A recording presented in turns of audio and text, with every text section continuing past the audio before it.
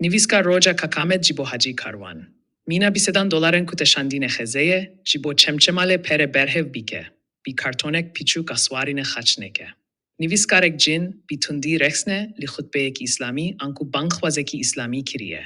û jê swestiye ku bi kartonek piçûk xwarinê ji ber pirsyariya swe ya li hember xelkê Çemçemalê veneşêre.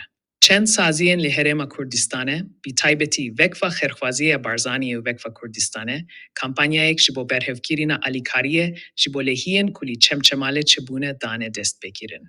Ji aliyekî din ve, ev kesên ku swê vekî lênerîneren kurbaniyên gelê îslamî didîtin, pêşî swê jî kampanyayê veşartin, bi hinceta ku kes naxwaza alîkariya şelkê Çemçemalê bike.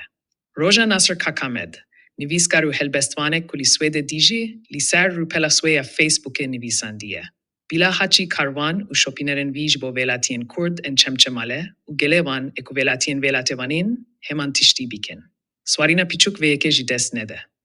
Çawa ku te sînorên Ereb-Filistînî bi navê cîhad û tirsa ji Xwedê derbaskirin, vîsa ji bo gelê swê be.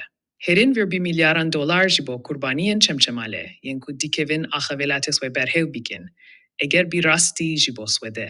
Bi hûn armancên mirovan bin bikin û armanca ve alîkarî û mirovahiyê be. Kaka سڵاو وەرەکەتی خۆی گەورە ئەیدەی شۆڕش وەڵڵی داواکارین هاوکارمان من زۆربەی ماڵەکان هەردووە